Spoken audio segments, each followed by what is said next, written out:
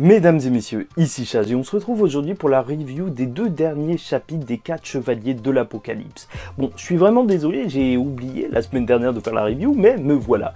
Bon, donc ce sera une review assez synthétique parce qu'on ne va pas y aller selon le déroulé des chapitres, vu que quand même, sinon ça ferait une vidéo assez longue et pas forcément super intéressante. Là, on va essayer de condenser tout ça, mais vous allez voir, franchement, ça s'imbrique assez bien.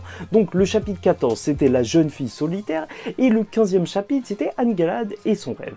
Et c'est assez cool parce que, en fait, en plus, ça regroupe à chaque fois la même personne, puisque le sujet, c'est bien évidemment cette nouvelle fille qui a été introduite.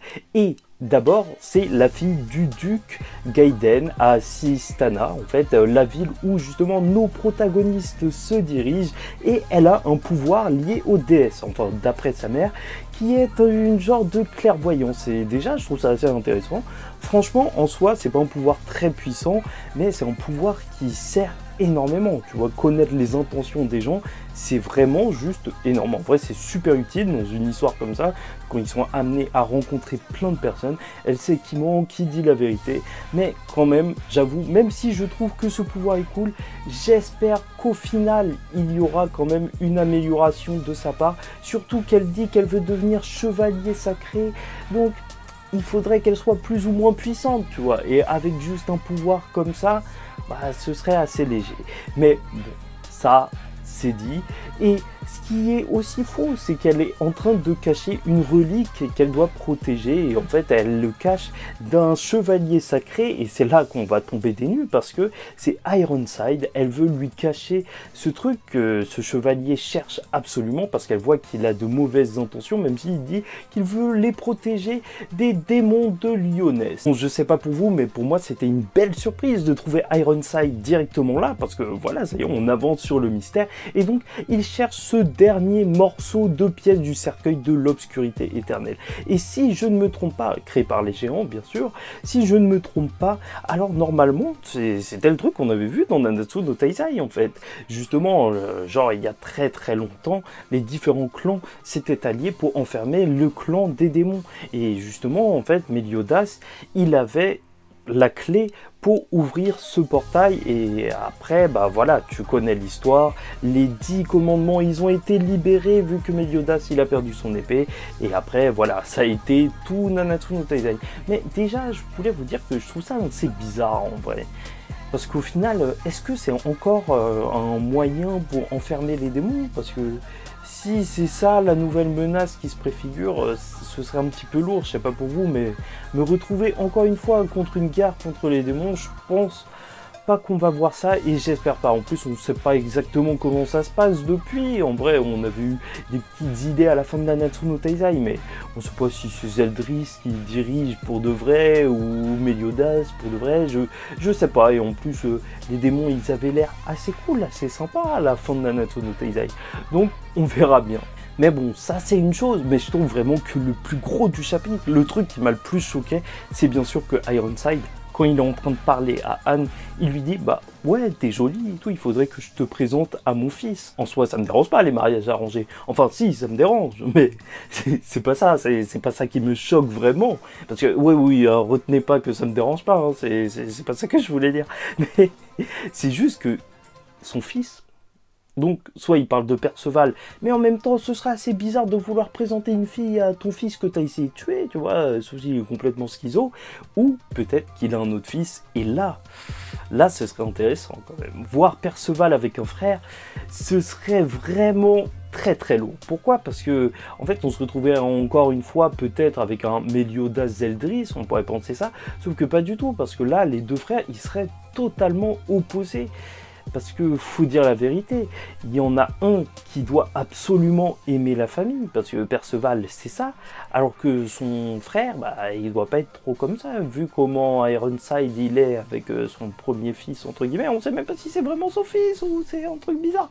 Mais voilà, genre il a essayé de tuer son fils, donc si son frère a été élevé par Ironside, ça risque d'être chelou. Et franchement, vu comment il est gentil le petit Perceval, j'ai envie de voir ça, j'ai envie de voir ça. J'espère que je me suis pas trompé et qu'il y a vraiment un frère pour Perceval parce que c'est juste énorme.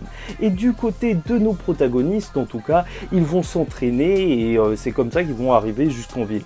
En fait, c'est s'entraîner entre guillemets, ils vivent leur vie de tous les jours, mais tu vois qu'ils développent un petit peu leur capacité. Déjà, tu vois que Perceval, lui, il l'utilise même pour un truc débile, hein, couper un poisson. Il va nous sortir son couteau de cuisine. Alors là, en fait, c'est une épée magique, Ouroboros. Et franchement, Ouroboros, bon, ça c'est clair et net. En fait, normalement, c'est le symbole qui représente la Renaissance, entre guillemets. C'était ce qu'il y avait pour le tatouage de Méliodas, mais aussi là, sur la cape de Perceval. Et au final, on n'en sait que très peu, sauf que ce sont des objets magiques assez puissants. Et même son casque. Donc voilà, pour l'instant, c'est dit. Après, c'est vrai que je sais pas à quoi ça lui servirait d'avoir vraiment une épée vu tout le pouvoir magique qu'il a. Mais bon, n'oublions pas que dans Nanatsu no Taizai, les armes servent à utiliser le maximum de notre potentiel. C'est pour ça qu'il y avait les trésors sacrés. Donc voilà, ça il faut le noter. C'est important quand même pour Perceval et au moins il a déjà toutes ses armes. Après, c'est vrai qu'il n'utilise pas encore sa magie bien et il essaye même de l'utiliser pour aller pêcher du poisson, mais il n'arrive pas à la diriger. Et c'est carrément aussi qu'il va lui dire, en fait, c'est lié à tes émotions. Donc voilà, t'y arrives pas, t'y arrives pas. Et là où je trouve vraiment que l'équipe, par contre, elle marche, mais vraiment au top. C'est pas que Perceval sait cuisiner, déjà c'est cool, tu vois, les héros de manga qui savent cuisiner, il n'y en a pas beaucoup. Normalement c'est les morphales, c'est pas les gens qui cuisinent, donc c'est cool. Mais non, c'est surtout la dynamique là, entre Donnie et Nassiens, elle est juste excellente. Franchement, elle m'a fait tellement délirer à chaque fois qu'ils parlent entre eux, mais je trouve ça juste énorme. En fait, le seul lien qu'ils ont, c'est d'aimer Perceval. Mais Donnie, quand il parle à Nassiens, et Nassiens, il s'en fout. Mais c'est génial. Nassiens qui dit que le poisson de Donnie, il est complètement pété, c'est un vieux poisson. Mais c'est magnifique, franchement. C'est typiquement le genre de duo que je kiffe, tu vois. Qui, en vrai, au final, au bout d'un moment, c'est sûr et certain, ils vont commencer à bien s'aimer, mais jamais super bien. Bon, bref. Et donc, en fait, en arrivant à la ville, ce qui va lancer un petit peu toute la réunion de ces intrigues avec Anne, c'est qu'ils vont trouver justement ce dernier morceau. Et le morceau de relique qu'ils devaient trouver. Et comment ils l'ont trouvé? Alors déjà, ça il faut le noter parce que c'est quand même gros, c'est que la magie de Perceval, en plus de pouvoir soigner, en plus de pouvoir attaquer, en plus de pouvoir défendre, en plus de pouvoir tout faire, elle peut carrément pister. Alors là, c'est vrai que Perceval, il a vraiment une machine mais complètement pétée. C'est juste incroyable. Mais bon, ça... c'est dit, ils vont rencontrer Anne qui a peur, tu vois, un petit peu de tout ça, parce que elle se dit oui et tout, ce sont des gens qui sont avec Ironside, et elle sait qu'il a des mauvaises intentions, donc elle va commencer à les attaquer. Déjà, elle se bat avec une rapière, et je trouve ça pas du tout anodin, surtout pour un personnage qui est lié au clan des déesses. Enfin, d'après sa mère, rapidement, une rapière, c'était quand même Ludociel, quand il avait contrôlé la sœur d'Elisabeth, c'était aussi, il se battait aussi avec une rapière, et donc, voilà, pourquoi pas peut-être un lien éloigné avec Ludociel. Ce serait cool de voir la grâce Flash, parce que je te rappelle qu'il y avait 4 gros pouvoirs. Je crois que la déesse des déesses, ouais, j'ai oublié comment elle s'appelle, elle avait donné justement aux anges, et donc voilà, il y avait le soleil là, de Escanor, on le regrette tous, mais là ce serait bien d'explorer une autre grâce genre Flash. Ce serait super cool. Surtout que, voilà, pour l'instant, je te l'ai dit, je trouve que son pouvoir de clairvoyance, c'est cool, mais voilà. Après, elle est forte physiquement, elle arrive à battre Nassiens et Donnie, mais en même temps, oh là là, franchement, c'est terrible, parce que à chaque fois, je me trompe. Bon, j'espère que je me suis pas trompé durant toute la review, mais c'est pas grave. En tout cas, elle arrive à les battre physiquement, et ils n'utilisent pas leur magie, ça, il faut le noter quand même. Mais voilà, en vrai, elle est assez habile de son épée, et... en fait, ce qui va arrêter le combat, et c'est là que je trouve ça énorme, parce que c'est vraiment le personnage de Perceval à 100%, en fait. Une embrouille pour un objet, en fait, Perceval, il va juste dire, tiens, je te le rends. En vrai, c'est vrai, ils s'en foutent, tu vois. Pourquoi créer des problèmes? Ce mec, Perceval, il aurait dû être là dans plein d'histoires, dans Batman vs Superman, dans plein de délires comme ça, tu vois, il aurait réglé le problème en 2 secondes, en fait. Il avait juste besoin de faire le truc logique, de juste parler 2 secondes. Voilà, il l'a fait. Et donc, elle, vu qu'elle voit un petit peu le cœur des gens, elle voit que Nassiens, il cache des trucs, que Donnie aussi, et par contre, Perceval, elle voit que c'est un type bien. Et c'est pour ça qu'elle va avoir directement confiance en lui, et donc peut-être futur waifu, mais pourquoi pas pour notre petit Perceval. C'est vrai qu'elle est mignonne avec son parapluie qui est en fait une épée, mais ouais, non, ce serait cool, pourquoi pas, franchement, on n'est pas contre, on est toujours content pour le petit Perceval. Mais donc elle va lui donner la mission de cacher justement cette dernière partie, enfin cet objet, et de ne surtout pas le donner à Ironside. Sauf que bon, bien sûr, c'est sûr et certain, c'est son père, et donc lui, ça va plus lui donner envie d'aller à la rencontre d'Ironside qu'autre chose, parce que là, il est absolument en train de le chercher. Et bon, c'est Fox, il va un petit peu le raisonner en lui disant que non, calme-toi, t'es même pas assez fort peut-être pour le battre, et tu sais même pas ce qu'il va faire avec ce truc, donc vaudrait mieux se calmer. Et donc c'est là où ils vont tous se retrouver ensemble pendant la présentation d'Ironside, et c'est gros. Parce que Ironside, il veut vraiment faire une chose avec cette prison. Mais plus que ça, je trouve qu'en fait, le mystère de Sin, il est énorme.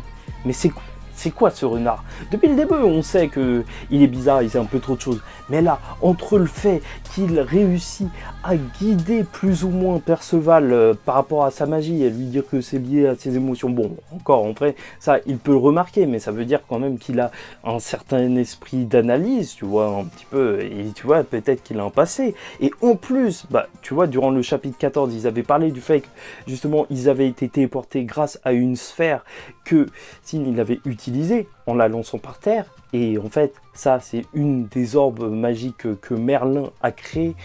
Et c'est ouf, lié à Merlin, c'est bizarre, et déjà c'est cool de savoir qu'il y a des artefacts, tu vois, super puissants qui sont en fait juste créés par Merlin. D'ailleurs, un nouvel objectif pour Nassiens, je le place là, un petit peu HS, mais c'est assez cool parce que lui, il veut lire le livre qu'a Merlin sur tous les poisons.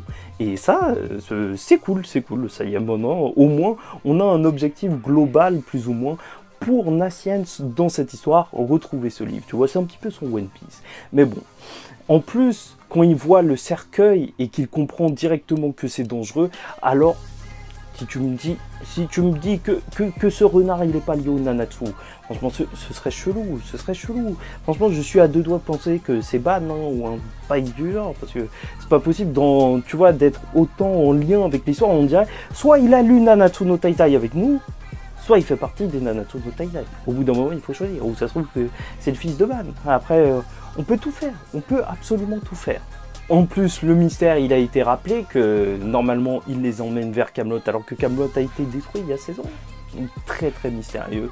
Et beaucoup trop mystérieux, mais c'est vraiment le personnage, je trouve, qui est au centre de tous ces mystères. Ce petit renard. Bon, après, finalement, j'ai plus qu'un petit truc à dire, c'est que durant ces chapitres, on a évoqué Merlin une fois, et surtout, je trouve que ça a été super bien fait. Pourquoi? Parce que on nous en parle comme véritablement, genre Nassiens, il en parle, il dit Merlin des légendaires Seven Deadly Sins, et c'est ouf. C'est vraiment une légende. On a suivi l'histoire de légende, et je trouve que c'est énorme d'entendre en fait des personnages parler de l'histoire qu'on a suivie comme ça. Ça donne une aura aux 7 péchés capitaux qui est juste énorme. Franchement, trop hâte de les revoir si on les revoit un jour, parce que ce serait chaud. Mais en même temps, il faudrait pas que ce soit les personnages qui soient au centre de cette histoire. Mais voilà, en gros, personnage le plus intriguant, moi je te dis, c'est le renard. Et le frère d'Ironside, enfin le fils d'Ironside, hormis Perceval. Ça c'est gros. Franchement, 2 chapitres qui quand même ont lâché beaucoup d'infos. Hein. J'aurais dû faire la review, mais je l'ai pas faite. C'est pas bon. C'est pas bon. Bon, bref, de toute façon, on se retrouve la semaine prochaine pour la review du prochain chapitre. J'espère que vous avez apprécié cette vidéo. Si c'est le cas, bah, likez la vidéo ou dislikez-la, faites comme vous voulez. Et par contre, commentez, hein, donnez-moi votre avis sur tout ça. Hein. Anne, est-ce que vous pensez qu'elle va rejoindre la petite équipe? J'espère, franchement. Est-ce que vous pensez qu'elle va avoir un nouveau pouvoir? Est-ce que vous pensez que là, les démons vont être relâchés? On va encore se battre contre les... Il restait combien de commandements?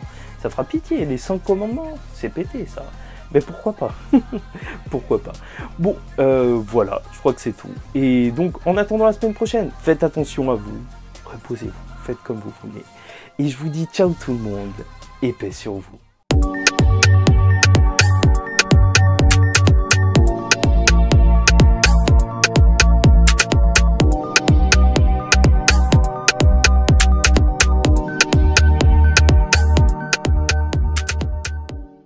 さてさてさてさてさてさてさてさてさてさて